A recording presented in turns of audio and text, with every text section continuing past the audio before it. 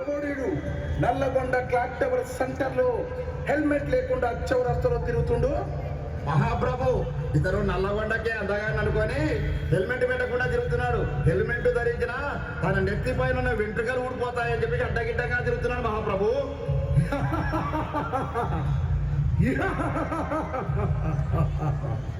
చిత్రగుప్త మహాప్రభు, ఇతడు చిట్టా లెక్కింపు. చిత్తం మహాప్రభు.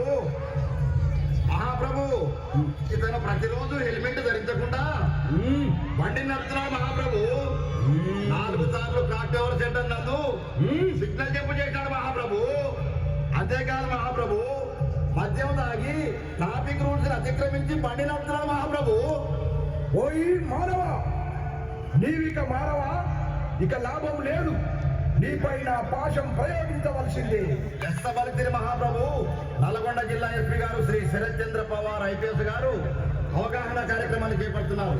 అల్లరివారనే కార్యక్రమాన్ని తీసుకొని ప్రజలంతా హెల్మెట్ ధరించాలని, హెల్మెట్ ధరించిన వారికి పెట్రోల్ పోయాలని పెట్రోల్ బంకులలో అవగాహన కార్యక్రమాలు పెట్టినా ఈ మానవులు మాత్రం అతిక్రమిస్తున్నారు.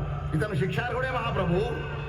చిత్రగుప్త, అయితే ఇతనిపై యమపాశం ప్రయోగించవలసిందే. క్షమించు మహాప్రభు, ఈ రోజు నుండి మందు దాగి బండి నడపను, హెల్మెట్ లేని బండి నడపను మహాప్రభు. క్షమించండి స్వామి. ఇంటి దగ్గర నా పిల్లలు, ముసలి అత్త మామ, నా కుటుంబం అంతా తన మీదే ఆధారపడి బ్రతుకుతున్నాం ప్రభు.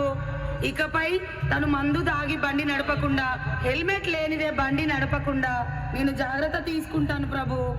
యమధర్మరాజా, మా నాన్నని క్షమించండి స్వామి.